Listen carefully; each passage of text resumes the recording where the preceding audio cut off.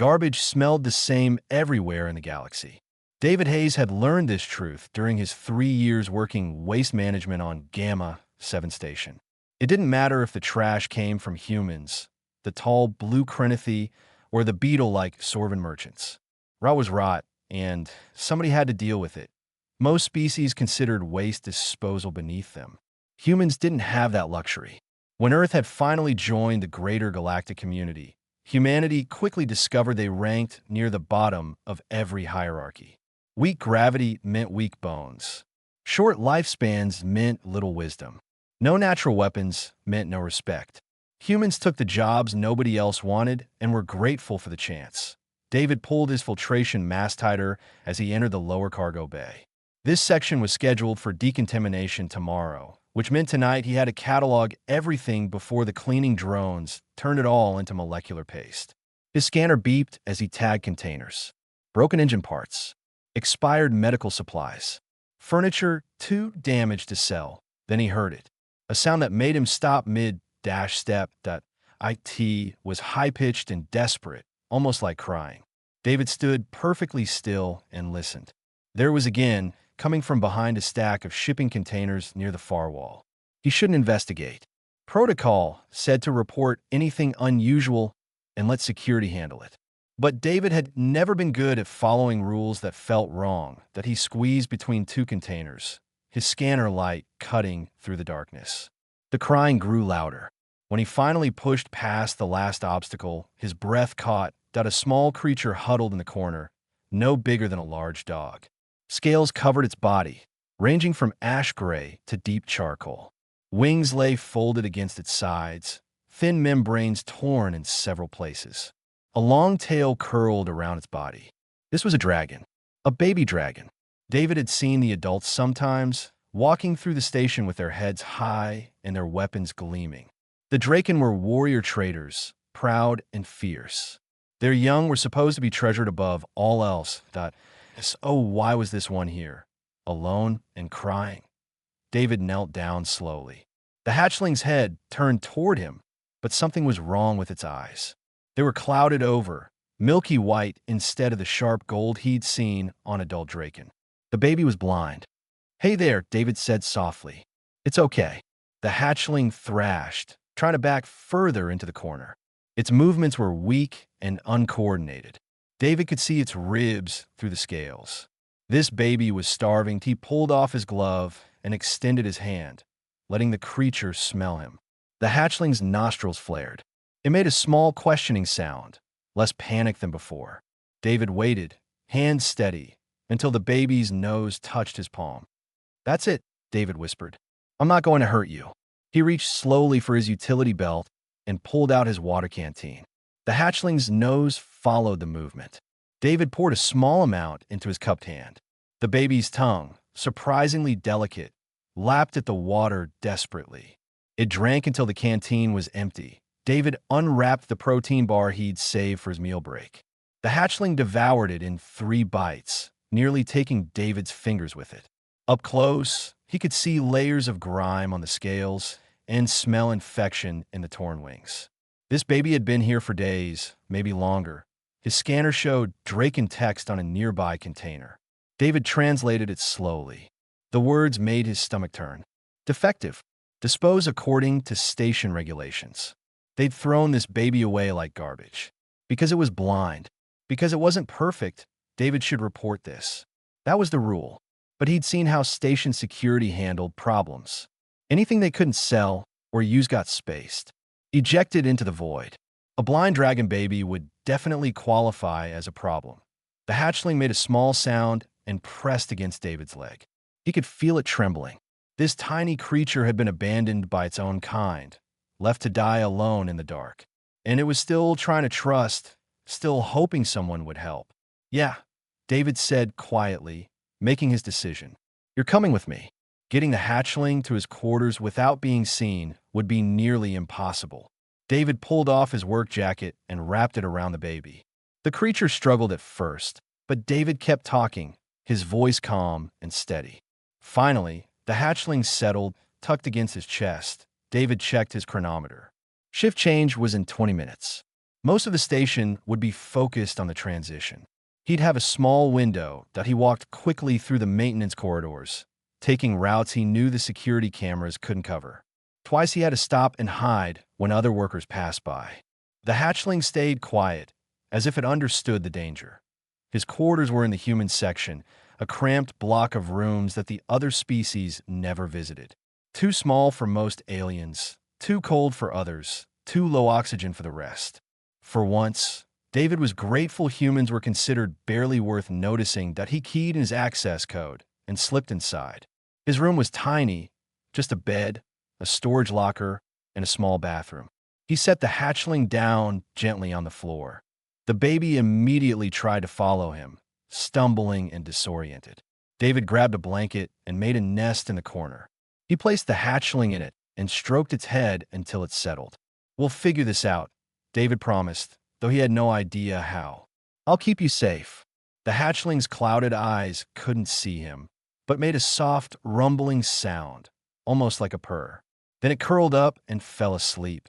David sat on his bed and stared at what he'd just done. He'd stolen a dragon, hidden it in his quarters, broken at least a dozen station regulations. If anyone found out, he'd lose his job, possibly worse. But as he watched the tiny creature sleep, its breathing finally steady and calm, David knew he'd do it again. Some rules deserved to be broken. 3 days into hiding a dragon, David learned that baby Draken made terrible roommates. The hatchling, which he'd started calling Ash, needed constant attention. It cried when hungry, which happened every few hours. It knocked over everything in the small quarters, learning the space through collision. And worst of all, it refused to sleep unless pressed against David's chest. "You're going to get us both killed," David muttered, cleaning up another mess. Ash had somehow knocked his entire shelf of books onto the floor. The hatchling sat in the middle of the chaos, making confused clicking sounds. David froze. Those sounds weren't random. Ash was making them deliberately, head tilting as the clicks bounced off walls and furniture.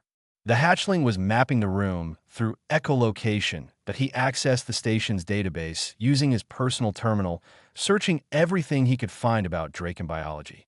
Most of it was basic trait information and cultural notes. But buried in a medical file, he found what he was looking for. Blind hatchlings were sometimes born, roughly 1 in every 5,000. Traditional response was immediate culling. The file called it mercy. A blind dragon couldn't hunt, couldn't fight, couldn't fulfill its role in society. Better to end it quickly. David looked at Ash, who was now clicking at the bathroom door. "They're idiots," he told the hatchling. "You're doing fine. Better than fine, actually." Over the next few days, David watched Ash compensate for blindness in remarkable ways. The echolocation grew more sophisticated. Ash could navigate the corridors without bumping into anything, avoiding obstacles with precision. The hatchling's sense of smell was incredible. It could identify David the moment he entered the room, even distinguish between David's work clothes and his sleep clothes. And its hearing was so acute that Ash would wake up seconds before anyone walked past the door, giving David time to keep it quiet. David started training Ash using methods he remembered from documentaries about Earth animals. He set up simple obstacle courses using furniture and storage containers. At first, Ash knocked everything over. But the hatchling learned quickly, figuring out how to climb, squeeze through gaps, and balance on narrow surfaces. David used verbal commands, teaching Ash to sit, stay, and come when called. The bond between them grew stronger each day. Ash followed David everywhere, tail swishing happily at the sound of his voice. When David worked at his terminal, the hatchling would curl up at his feet and sleep. At night, Ash would climb onto the bed and press against David's side, rumbling contentedly. But the secret couldn't last forever. David's supervisor, a perpetually angry man named Williams, decided to conduct surprise inspections of all human quarters. Something about suspected contraband. David got the notification 30 minutes before Williams was scheduled to arrive. His hands shook as he read the message.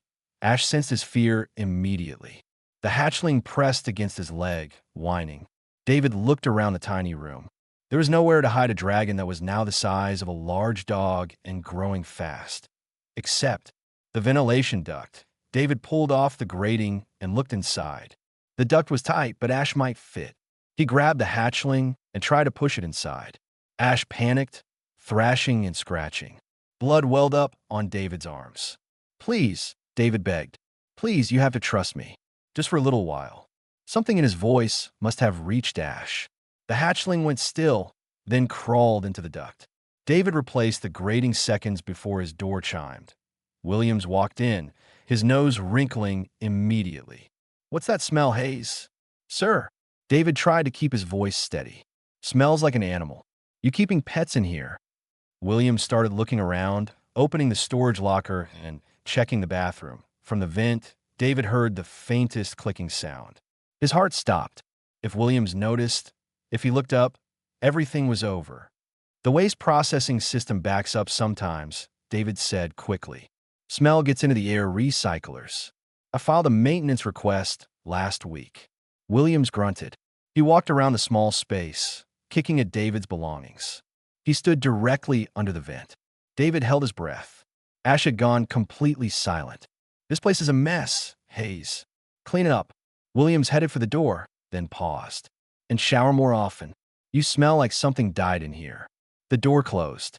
David waited a full minute before pulling off the vent cover. Ash crawled out, trembling all over. The hatchling immediately pressed against David, clicking frantically. David wrapped his arms around Ash and held on tight.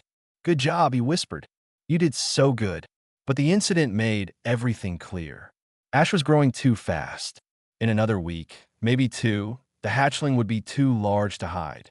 The smell was getting stronger no matter how much David cleaned. And eventually, someone would notice the massive amount of food disappearing from his rations. David accessed the station network that night, searching for any information about Drake and Customs or laws regarding hatchlings. There had to be something, some way to protect Ash legally.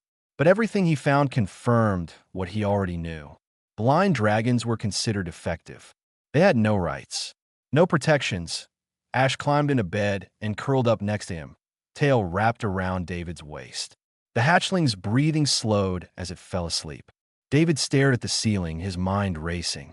He'd saved Ash from dying alone in a cargo bay.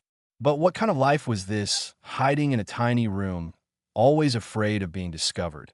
He thought about running, taking a transport off the station, finding somewhere they could disappear. But where? Humans had no real power in the galaxy. No protected territories. Nowhere they could go where someone wouldn't ask questions about a blind dragon.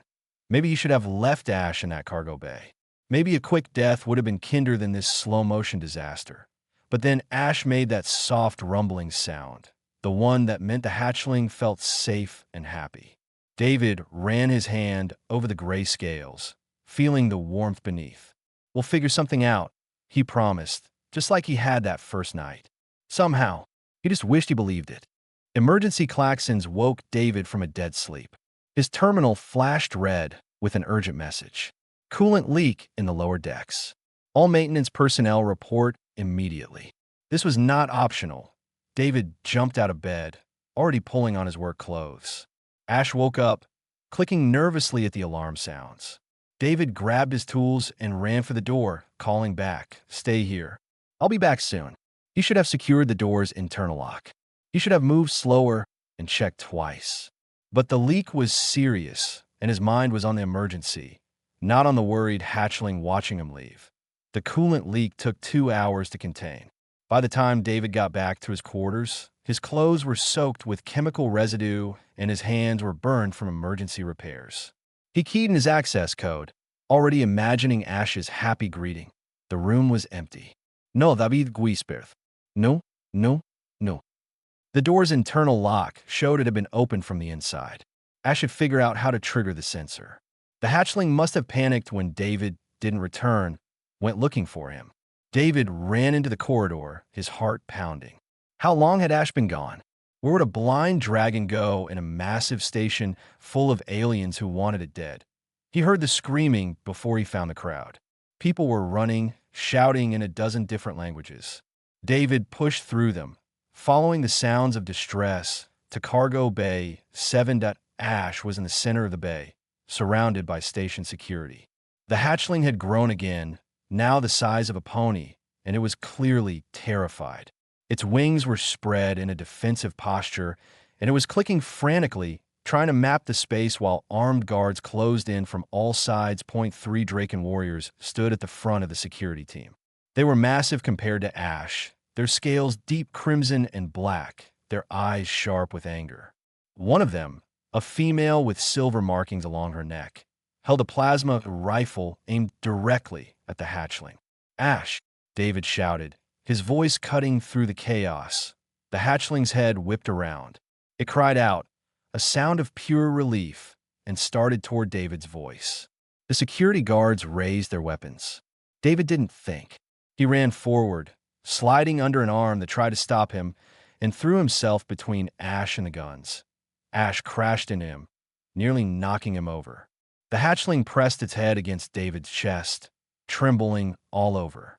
David wrapped his arms around Ash's neck and faced the security team. The female Draken warrior stepped forward. She was easily 3 times David's size, her presence radiating authority and danger. "Human," she said, her voice cold and precise. "You have stolen a Draken hatchling. This is a severe crime. Step away from it now." "I didn't steal anyone," David said, trying to keep his voice steady. "I found Ash abandoned in a cargo bay 3 weeks ago, starving and alone. Nobody wanted this dragon. You threw it away." The warrior's eyes narrowed. She moved closer, studying Ash with clinical detachment. Then she saw the clouded eyes. Her expression shifted from anger to something worse. Disgust. "This hatchling is blind," she stated flatly. "Yes," David said. "So what? So it is defective. Worthless. It should have been culled at birth." The warrior looked at the security team. "This is Draken business. We will handle it according to our laws." "Handle it?" David's arms tightened around Ash. "You mean kill it?" The warrior's name, David learned, was Cyril. She regarded him with the kind of look someone might give an insect. "The hatchling cannot hunt, cannot fight, cannot serve its clan. Allowing it to live would be cruel. We are correcting an oversight." "Ash isn't worthless," David said desperately. The crowd around them had grown. He could see dozens of alien faces watching, some curious, some entertained. None looked sympathetic. "This dragon is brilliant. Watch." He stepped back from Ash and walked to the edge of the bay. "Ash, Kulme." The hatchling immediately moved toward his voice, navigating around cargo containers and equipment with perfect precision. The clicking sounds were constant, mapping everything. "Ash, stop." The dragon froze. "Turn left." Ash turned. Forward 3 steps. The hatchling obeyed perfectly. David picked up a small piece of debris and threw it across the bay. Ash's head tracked the sound, calculating trajectory and landing point. "Find it." The dragon moved directly to where the debris had landed. "Not even one wrong step," the crowd murmured. Even Cyril looked momentarily uncertain. But then her expression hardened. "Tricks. Party entertainment. This changes nothing. In Draken culture, a warrior who cannot see cannot serve. The creature has no place in our society." She raised her plasma rifle, aiming at Ash. David moved before he could think, stepping directly into the line of fire. "Then shoot me first." Cyril's finger tightened on the trigger. For a moment, David thought she might actually do it. Humans were expendable. One dead waste worker wouldn't matter to anyone. But then someone in the crowd spoke up. Interesting. The voice belonged to a tall alien David didn't recognize. "The human values this defective creature enough to die for it." "Why?" "Because Ash deserves to live," David said simply. "Being blind doesn't make someone worthless. It just means they experience the world differently. Ash has learned to compensate in ways you can't even imagine. Ways that make this dragon unique and valuable." "Enough," Cyril said. "I grow tired of this human sentiment. Step aside, or I will move you." "No." The standoff continued. The station commander arrived, a beetle-like Sorvin named Chirek. Behind him came representatives from a half-dozen species, all drawn by news of the incident. This had become a spectacle, and David realized that might be the only thing keeping him and Ash alive. Cyril seemed to realize it too. She lowered her weapon slightly, calculation in her eyes. Very well, human. You believe this defective hatchling has worth. Prove it. Cyril's announcement echoed through the cargo bay. I invoke the trial of worth, an ancient Draken tradition. The hatchling will face 3 challenges. Pass them all, and it lives. Fail even one, and I will personally end its existence. The crowd erupted in excited chatter. David felt Ash press closer against his legs, sensing the danger. Commander Chirek stepped forward, his insect-like features twitching. This is highly irregular. The trial hasn't been used in centuries. The law still stands, Cyril said coldly. Unless you wish to override Draken cultural rights? Chirek's antennae drooped. Nobody wanted that political nightmare. Very well. Were the terms? Cyril smiled, and it wasn't pleasant. 3 challenges. First, the hatchling must navigate a complex maze and retrieve an object from its center. Second, it must hunt and catch live prey. Third, it must face an armed opponent in combat and force them to yield. She paused, her eyes fixed on David. The human has 1 week to prepare. The trials will be public, held in this bay. All species may witness. And if I refuse? David asked, though he already knew the answer. Then the hatchling dies now. At least this way, you get to say goodbye. Cyril turned to leave, then stopped. Oh, inhuman. The maze will be designed to confuse visual tracking. The prey will be nearly impossible to catch. The combat opponent will show no mercy. I am giving you false hope. It would be kinder to let me end this now. She left, her warriors following. The crowd began to disperse, already spreading news of the upcoming trial. David stood alone with Ash, feeling the weight of what he'd just agreed to. Commander Chirek approached. You should reconsider, Hayes. That dragon cannot win. Cyril has designed this to be impossible. Then I guess we'll do the impossible, David said quietly. They moved David and Ash to a larger holding area, still monitored, but with space to train. David spent the first day just thinking, planning, trying to understand what each challenge would really test. The maze wasn't just about navigation. The hunt wasn't just about speed. The combat wasn't just about strength. Cyril was testing whether a blind dragon could perform every function a warrior needed. David started training immediately. For the maze, he built smaller practice versions from cargo crates, teaching Ash to map spaces quickly and remember complex layouts. The hatchling's echolocation improved dramatically. Ash learned to distinguish between different materials, identify hollow spaces, and even detect moving air currents. For the hunt, David had to get creative. He couldn't get actual prey animals, so he used maintenance drones, programming them to move erratically. At first, Ash couldn't catch any. The drones were too fast, too unpredictable. But David taught the dragon to listen not just to where something was, but where it was going. Ash learned to predict movement patterns, to anticipate rather than react. The combat training was hardest. David couldn't simulate a real fight, and Ash had never been aggressive. But he taught the dragon defensive techniques, how to use echoes to track an opponent's position, how to use the environment for protection. Ash learned to fight smart rather than strong. They trained 18 hours a day. David slept on the floor next to Ash, both of them exhausted. His hands were covered in scratches, and his body ached from demonstrating movements. But Ash was learning, growing stronger and more confident with each session. Other beings came to watch during the week. Most made bets on how quickly Ash would fail. A few offered sarcastic advice, but some, very quietly, wished David luck. A Krenithy engineer showed him a better way to build maze walls. A Sorvan merchant taught him about prey behavior patterns. A human medic, one of only 3 others on the station, brought extra rations. You know this is crazy, right? The medic, a woman named Lisa, said on the 5th day. Yeah, David admitted, watching Ash practice navigating an obstacle course. But what else can I do? You could leave. Take a transport off station before the trial. They can't chase you if you're gone. David had thought about it. But running meant hiding forever, always looking over his shoulder. And it meant teaching Ash that being different meant running away.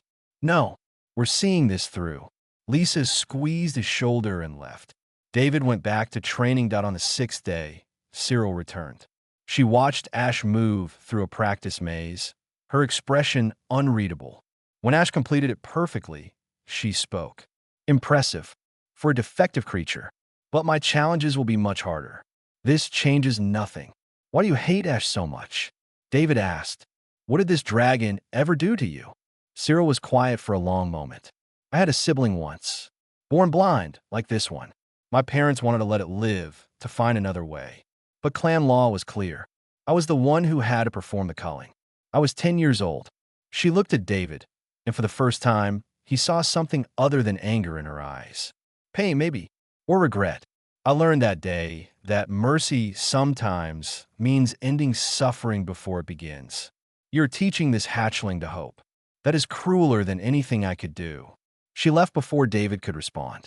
He looked at Ash, who was clicking curiously at a new obstacle. The hatchling looked healthy now, strong and alert. Its scales had gained a shine. The torn wings had healed. This dragon was thriving, not suffering. She's wrong, David told Ash. Hope isn't cruel. Giving up is. The night before the trial, David couldn't sleep. He lay next to Ash, listening to the dragon's steady breathing. Everything they'd worked for came down to tomorrow. 3 challenges. 3 chances to prove Cyril wrong. Ash shifted in sleep, pressing closer to David. The hatchling made that soft rumbling sound, content and trusting. David closed his eyes and hoped it would be enough. Tomorrow, the whole station would watch them either succeed or fail. There would be no second chances. Hundreds of beings packed the viewing platforms around Cargo Bay 7. David had never seen so many different species in one place. They'd come from all over the station, drawn by news of the trial. Betting pools ran openly. The odds heavily favored Ash's failure. David stood with Ash at the bay entrance. The dragon was tense but focused, responding to his commands perfectly. They'd been through every scenario David could imagine. Now, they just had to execute.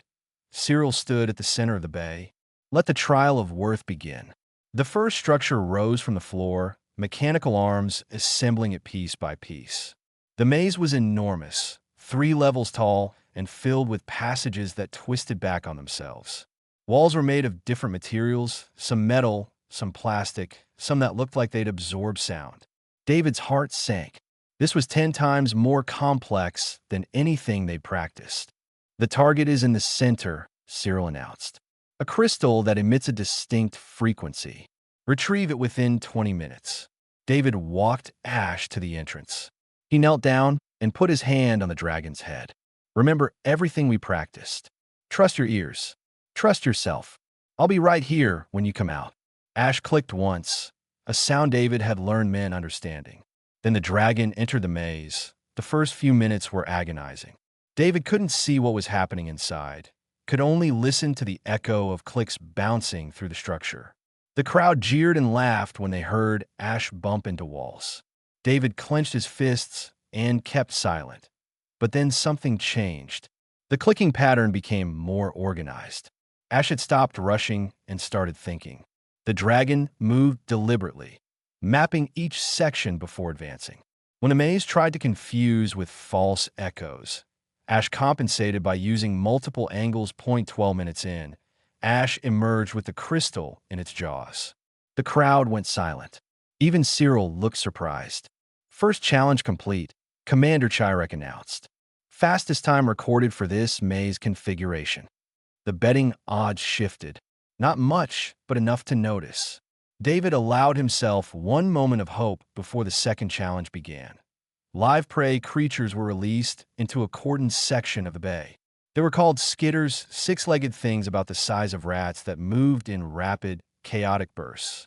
David watched 3 of them and understood why Cyril had chosen these. Their movement had no pattern. They were pure randomness. Catch 3 within 15 minutes, Cyril said. The human may not enter the arena or provide assistance. David had to stay behind the barrier. Ash was alone for this one. The dragon crouched low, clicking at the skitters. The first lunge missed completely. The skitters scattered, moving even faster. Ash chased them, but it was hopeless. They were too quick, too erratic. The crowd started laughing again. David watched the time tick down. 10 minutes left. Ash hadn't caught a single one. Then Ash stopped moving. The dragon went completely still, head low, listening. David realized what was happening. Ash wasn't trying to catch the skitters anymore. The dragon was learning them. Skitters might move randomly, but they still had patterns within the chaos. They preferred certain directions after rapid movements. They paused for microseconds before changing trajectory. Ash was listening to hundreds of tiny sounds, processing them, predicting where the creatures would be before they got there. The dragon struck like lightning. First skitter caught, then the second. The third tried to escape, but Ash had already calculated its path. All three captures in under 2 minutes. The crowd's laughter died completely. Now there was only shocked silence and scattered applause. David wanted to cheer, but held it in. One challenge left. The hardest one. The combat opponent entered the arena. A young male Draken warrior named Roth, carrying a shock staff that crackled with energy. He was twice Ash's size and trained for combat since birth. Cyril had made her point clear. This was not going to be fair. The fight ends when one combatant yields or cannot continue, Cyril announced. Begin. Roth attacked immediately, giving Ash no time to prepare. The shock staff caught the dragon's shoulder. Ash cried out in pain, stumbling. David had to physically stop himself from jumping into the arena. The crowd roared with excitement. Roth pressed his advantage, striking again and again. Ash tried to dodge, but was too disoriented. Blood began to show on the gray scales. David's nails dug into his palms. This was wrong. Ash wasn't a fighter. This was just cruelty. Listen, David shouted, unable to stay quiet any longer. Ash, listen to him. Hear his breathing. Hear his footsteps. Ash's head turned slightly toward David's voice. Then the dragon changed tactics. Instead of trying to avoid Roth, Ash started moving toward the arena's corners, where space was limited. Roth followed, confident in his superiority. But in the tight space, Roth's movements became predictable. Every step made sound. Every swing of the staff cut through air with a distinct whistle. Ash was wounded and bleeding, but the dragon was listening to everything. Roth committed to a heavy strike, putting all his force behind it. Ash moved at the last possible instant, guided by the sound of Roth's inhale and the shift of his weight. The staff hit the wall. In that moment of overextension, Ash struck. The dragon's claws raked across Roth's leg, not deep but painful. Then Ash's tail whipped around and swept Roth's other leg. The warrior fell hard, his staff skittering away. Ash pounced, pinning Roth down, jaws at his throat. Yield, Roth shouted. I yield. Ash immediately backed off. The dragon stood there, sides heaving, blood dripping from multiple wounds. But alive, victorious, the cargo bay erupted in chaos. Some aliens cheered. Others argued about the outcome. Commander Chirek had a call for order. The hatchling has passed all 3 challenges. The trial of worth is complete. According to Draken law, it has earned the right to live. David ran into the arena and threw his arms around Ash. The dragon collapsed against him, exhausted. Cyril stared at Ash for a long moment, her expression unreadable. The crowd waited for her response. According to their own laws, she had to accept the outcome. But David saw the struggle in her eyes. This challenged everything she'd been taught, everything she believed. The law is clear, Cyril finally said, her voice tight. The hatchling has proven its worth. But then she continued. However, the trial was flawed. The human's assistance invalidated the maze challenge. The prey were substandard specimens. And Roth is young, inexperienced. These results do not truly prove anything. Commander Chirek's antennae shot up. You set the terms yourself, Cyril. You chose every parameter. To reject the results now would violate the sacred nature of the trial. I must agree, said a voice from the viewing platform. An elderly Draken with pure white scales stepped forward. I'm Elder Merrick, and I witnessed this trial. The hatchling completed each challenge according to the exact specifications you demanded. To claim otherwise brings dishonor to all Draken. Other voices joined in, not just from Draken, but from various species. They pointed out that Cyril had designed the challenges specifically to be impossible. If she rejected Ash's success, It would prove she never intended to honor the trial in the first place. Cyril's jaw tightened. She looked at David, at Ash, and finally at Eldameric. Very well. The hatchling lives, but do not expect acceptance. It is still defective, still an aberration. She left, her remaining warriors following. But David noticed that Roth stayed behind, watching Ash with something that looked like respect. The medic Lisa appeared, carrying medical supplies. She treated Ash's wounds while David held the dragon steady.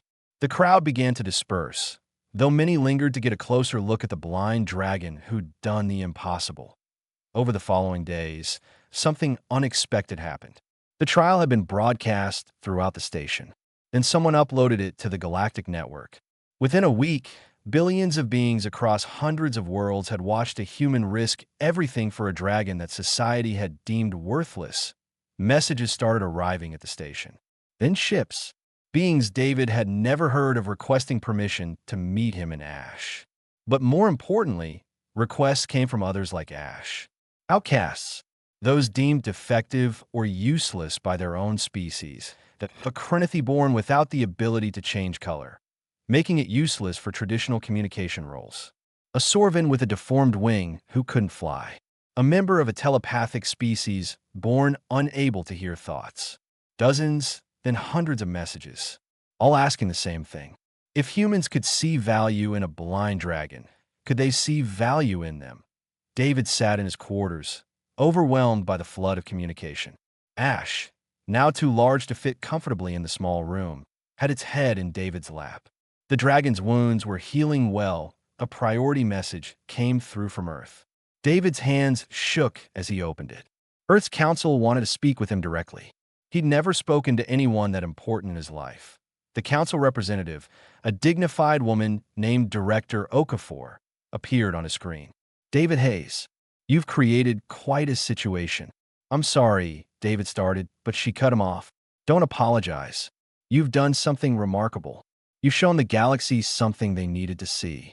That worth isn't measured by meeting arbitrary standards. That different doesn't mean effective. She paused. We want to establish a new facility. A place where beings like Ash can find refuge and purpose. We want you to run it. David stared at her. Me? I'm just a waste disposal worker. You're someone who sees value where others see garbage. That makes you exactly the right person. Director Okafor leaned forward. We're offering you a station, staff, resources, and full Earth government backing. Build something better. Show the galaxy what humanity can do when we stop accepting their hierarchies. Ash made a questioning sound, sensing David's emotional spike. He stroked the dragon's head, thinking. This was bigger than anything he'd imagined. But it was also right. Ash comes with me, David said. Non negociable. Director Okafor smiled. We wouldn't have it any other way. That dragon is part of this now. 2 weeks later, David stood on the bridge of a transport ship heading to what would become Sanctuary Station. Ash lay beside him, now the size of a small shuttle and still growing. The dragon's head rested on his shoulder, a gesture of contentment and trust. Before leaving Gamma 7, David had received one final visitor. Cyril arrived at his quarters alone. She looked at Ash for a long moment, then at David. I was wrong, she said quietly. Not just about this hatchling. About everything. You made me question traditions I never thought to question. She paused. We have others. Draken-born different, hidden away because they don't fit our perfect warrior ideal. Would you accept them at your sanctuary? David nodded. Anyone who needs a place. Always. Cyril reached into her pack and pulled out a small device. This is a beacon. If you ever need help, activate it. Some of us are ready to learn your way of seeing things. She left without another word. David attached the beacon to his belt. The transport jumped to faster-than-light speed. Ash clicked at the new environment, mapping the ship's interior. David watched the stars blur past and thought about everything that had changed. 3 months ago, he'd been a nobody doing a job nobody wanted. Now he was about to build something that might actually matter. His terminal chimed with another message. The first official resident of Sanctuary Station was arriving in 2 days. A young alien who'd been abandoned for being too small for their species' military. Then another message. In another, they were coming, all the outcasts and rejects, because they'd heard about a human who'd saved a blind dragon. Ash made that rumbling sound, the one that meant happiness. David scratched behind the dragon's ears. Yeah, I know. We've got work to do. The galaxy was full of beings who'd been told they weren't good enough. David had learned the truth. Worth wasn't something you were born with. It was something you proved every day by refusing to give up.